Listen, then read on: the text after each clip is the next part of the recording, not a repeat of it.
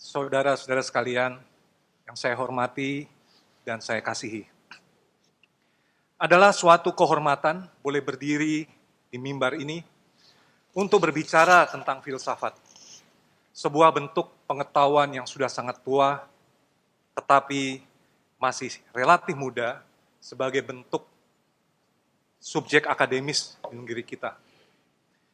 Universitas Pelita Harapan merupakan salah satu perguruan tinggi yang mengajarkan filsafat, bukan hanya untuk jurusan tertentu.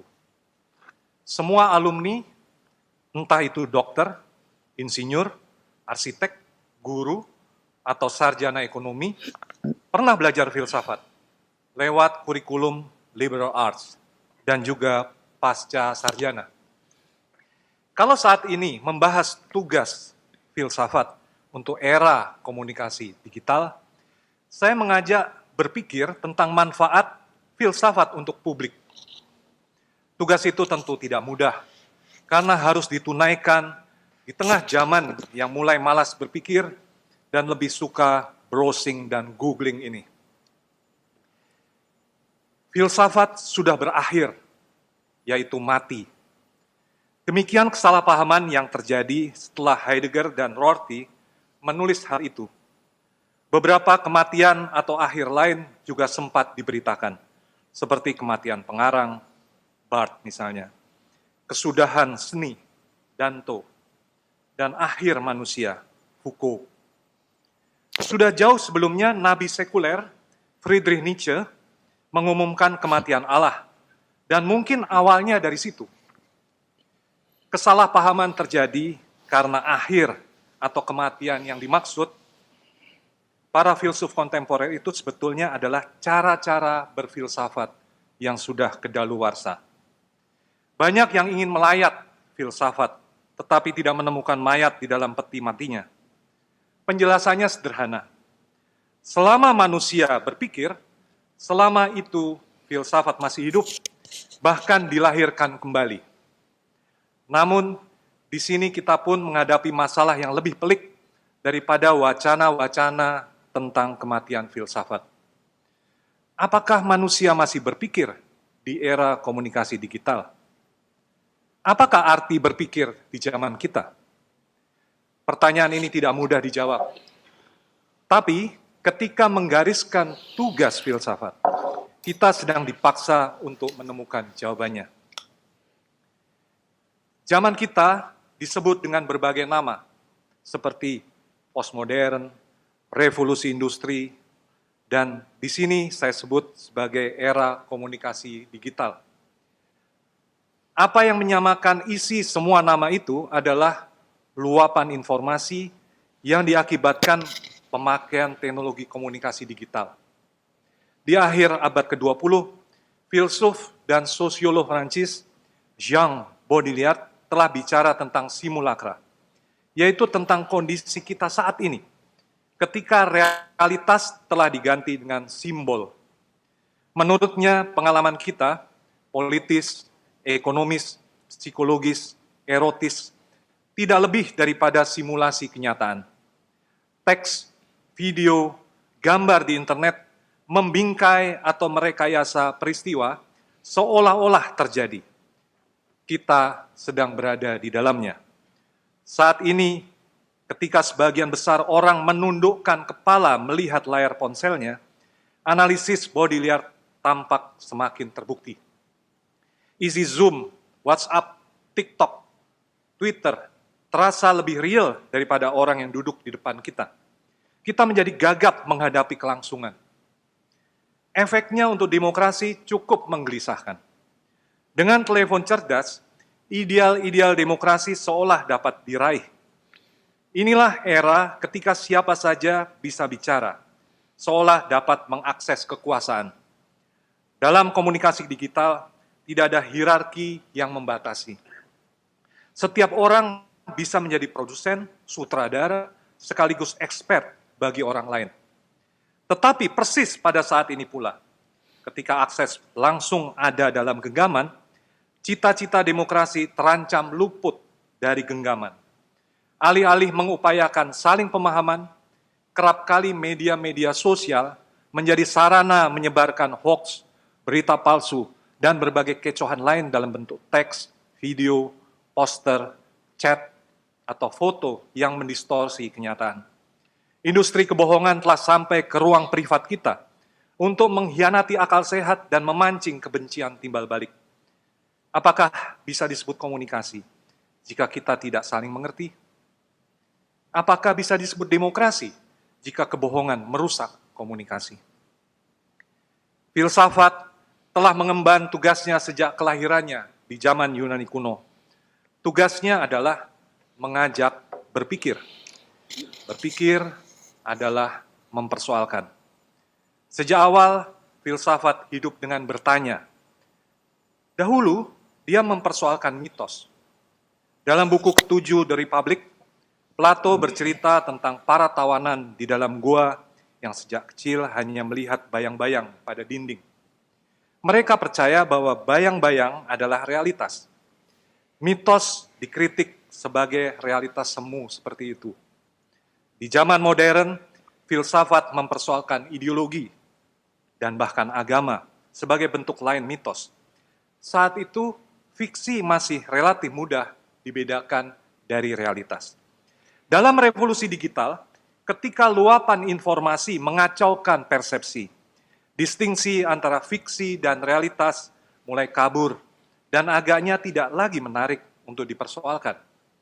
Para pengguna gawai tidak lagi peduli bahwa mereka telah menjadi tawanan dalam cerita Plato itu. Bukan dinding gua, melainkan layar. Bukan bayang-bayang, melainkan simulakra sedang menjebak mereka. Namun, mereka tampaknya menikmati bayang-bayang itu. Apakah filsafat masih dapat menunaikan tugas klasiknya? Apa ya diganti? Masih perlukah tugas itu? Jika berpikir dianggap sama saja dengan menikmati suasana goa masing-masing. Apa sih ini? Saudara-saudara yang saya hormati, jawaban saya adalah filsafat harus tetap menjalankan tugas klasiknya, yaitu mengajak berpikir untuk menemukan kebenaran, memaknai keindahan, dan menilai kebaikan. Tugas ini diperlukan justru di zaman kita, ketika komunikasi digital menjadi mode of being kita semua yang baru. Khususnya di Indonesia, sebuah negara dengan pengguna internet yang mencapai sekitar 125 juta orang, tugas ini mendesak untuk dilakukan. Sebelum menguraikan tugas itu,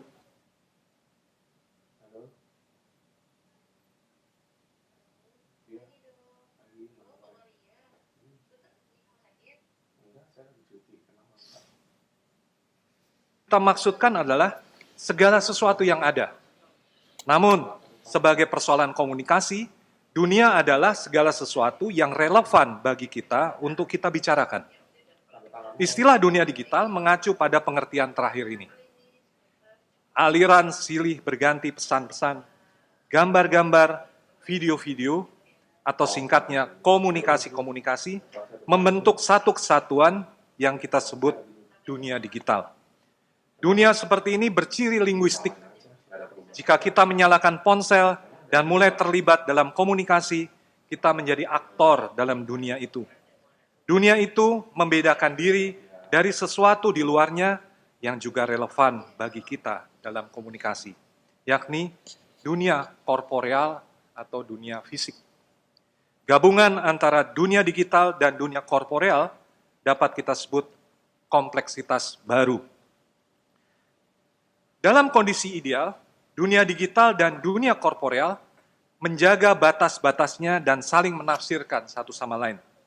Kita tahu bahwa isi dunia digital bukan seluruh kenyataan, melainkan kenyataan sejauh dibicarakan. Akal sehat mempertahankan distingsi itu. Namun, distingsi antara realitas dan realitas sejauh dibicarakan itu menjadi sulit dijaga ketika luapan informasi mengkooptasi kesadaran dan mengacau persepsi pengguna gawai. Dalam situasi ini, dunia digital menjadi dunia korporeal, mengganti dunia korporeal. Alih-alih kepada realitas, orang lebih percaya kepada realitas sejauh dibicarakan, yakni simulakra. Namun, tiap hal punya akhir. Bukankah jika ponsel mati atau pulsa habis, realitas sejauh dibicarakan itu berhenti? Jeda hening itu memberi tempat kepada realitas di luar pembicaraan untuk menampakkan diri. Komunikasi tidak dapat menghabisinya. Transparansi digital malah telah menyembunyikannya di balik kata-kata. Filsafat menghadapi kompleksitas baru itu sebagai tantangan. Dahulu, ketika dunia hanya korporeal, renungan-renungan tertuju pada dunia korporeal itu. Descartes menemukan kesadaran modern dengan mengacu kepada dirinya, subjek yang bertubuh. Kesadaran dibayangkan sebagai substansi, res cogitans. Namun sekarang, dalam kompleksitas baru, filsafat tidak lagi membayangkan si aku sebagai substansi, karena si aku dalam komunikasi digital terdiri atas gumpalan relasi-relasi yang memantulkan kembali pesan-pesan yang dibacanya.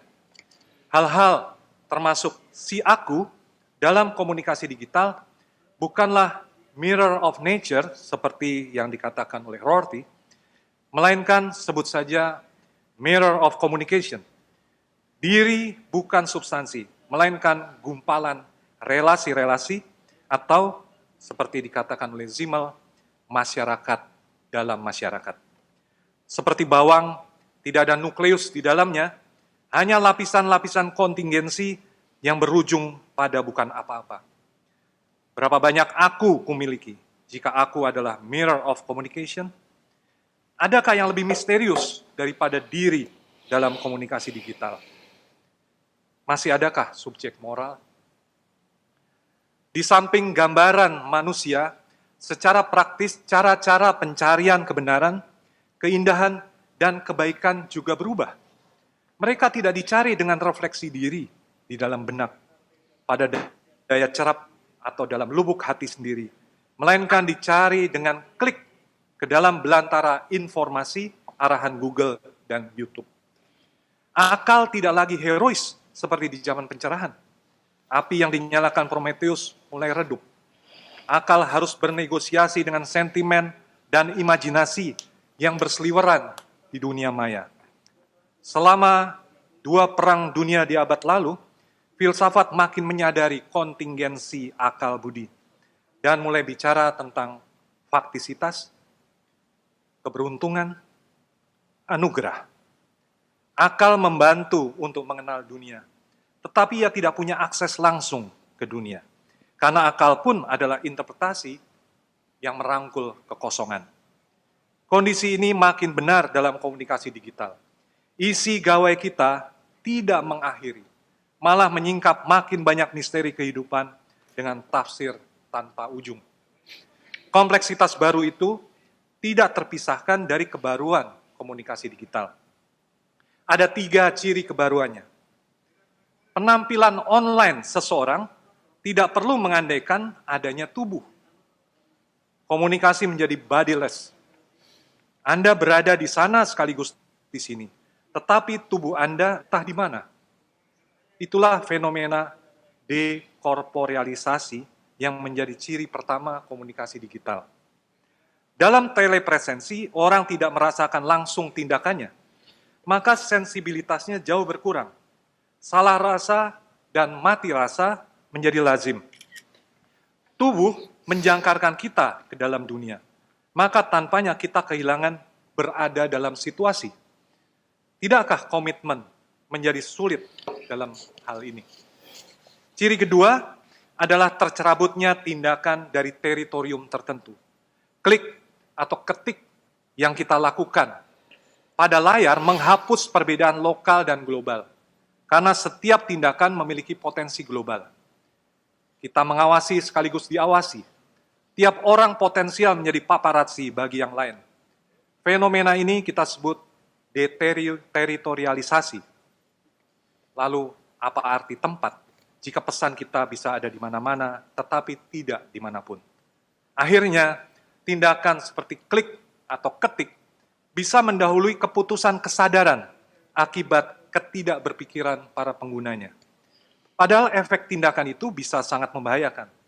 Satu klik saja bisa menimbulkan kerusuhan, seperti terjadi di India dan Amerika belum lama ini. Kita menyebut kegiatan yang lolos dari cek kesadaran itu adalah banalisasi. Ketiga ciri kebaruan itu ikut mengaburkan kriteria epistemologis, estetis, dan etis zaman kita. Celakanya, banyak orang menyalahpahami kekaburan itu sebagai dekonstruksi, lalu bersikap defaitistis terhadap kompleksitas. Dekonstruksi bukan destruksi, melainkan suspensi makna untuk memberi ruang baru kepada hal-hal baru. Maka perlu dilanjutkan dengan rekonstruksi. Jika tidak, kita melakukan pembiaran. Anda membongkar rumah tua, tetapi bukan untuk membiarkan reruntuhan itu, melainkan untuk membangun yang baru. Sebagaimana kita selalu butuh rumah untuk bermukim, kita juga membutuhkan kriteria kebenaran, keindahan, dan kebaikan untuk berpikir dan berbuat. Apakah filsafat cukup puas hanya dengan mempersoalkan kriteria-kriteria itu dan mendukung relativisme epistemis dan moral? Jawaban saya sederhana. Filsafat tidak bertugas untuk membiarkan relativisme, apalagi untuk menghasilkannya, melainkan untuk menguranginya. Ia harus membantu menetapkan kriteria baru untuk mengurangi absurditas. Jika tidak, filsafat tidak kurang daripada sofisme. Saudara-saudara sekalian, ada sekurangnya 3 tugas filsafat di era komunikasi digital. Tugas pertama adalah menyingkap ambivalensi komunikasi digital. Filsafat perlu memproyeksikan kemungkinan-kemungkinan baru pemakaian teknologi digital untuk meningkatkan kemanusiaan kita, yaitu seperti kreativitas, kebebasan, dan moralitas. Namun, ia juga harus mengajukan pertanyaan-pertanyaan kritis tentang sejauh mana teknologi digital dapat mendegradasi kemanusiaan kita sampai ke taraf mesin. Dengan teknologi ini, kita menjadi kosmopolitan dan terbuka kemungkinan terbentuknya kewargaan global. Namun ancamannya juga nyata, yakni thoughtlessness. Dewasa ini, perluasan kapasitas kemanusiaan kita berjalan seiring dengan kekuasaan besar robotisasi yang mendegradasi berpikir menjadi sekedar proses teknis seperti browsing dan googling. Ketidakberpikiran bisa sangat berbahaya. Bukankah radikalisme religius diuntungkan oleh mereka yang bereaksi robotik? Agaknya kita tidak hanya dilatih menjadi kosmopolitan, tapi juga sekaligus menjadi cyborg. Filsafat harus bersiasat untuk mengatasi dilema itu. Tugas kedua adalah kritik ideologi dan refleksi rasional. Sebagai pengetahuan kritis, filsafat bertugas mewaspadai hubungan-hubungan kekuasaan teknokratis dan dogmatisme sains dan teknologi. Sejauh mana digitalisasi telah menjelma menjadi pengawasan panoptis? Marginalisasi baru mana yang ditimbulkan di antara kelas-kelas sosial? Pertanyaan-pertanyaan ini sangat wajar dilontarkan. Justru ketika banyak orang mengandaikan begitu saja teknologi digital sebagai kebenaran. Sebagai pengetahuan reflektif, filsafat bertugas untuk menyingkap perubahan antropologis, epistemologis, dan estetis yang diakibatkan oleh interaksi antara manusia dan dunia digital. Apakah kita masih manusia ketika otak kita disambungkan secara langsung atau tak langsung ke komputer? Apakah kebenaran, keindahan, dan kebaikan, jika orisinalitas dan artifisialitas sulit dibedakan? Apakah hubungan digitalisasi dengan evolusi peradaban, kesadaran, penderitaan, dan Tuhan? Untuk menjawab hal-hal itu, filsafat tidak bisa bekerja sendirian. Ia perlu bekerja sama dengan disiplin-disiplin lain, termasuk mitra seniornya, teologi, dan partner juniornya, sains. Hal itu dilakukan juga dengan keinsyafan akan batas-batas bahasa sebagai representasi realitas. Selalu ada ceruk antara bahasa dan realitas yang tidak dapat ditutup secara tuntas oleh interpretasi, entah itu filosofis, teologis, ataupun ilmiah.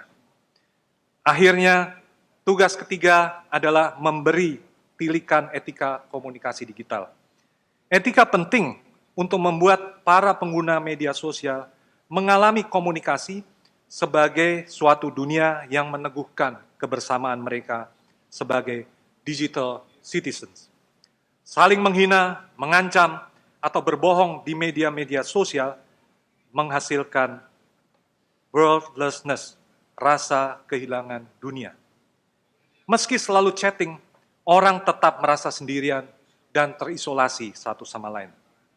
Etika harus menghasilkan kembali dunia milik bersama, mulai dari sopan santun, kode etik, asas-asas moral, sampai pada tuntutan hak-hak komunikasi warga digital.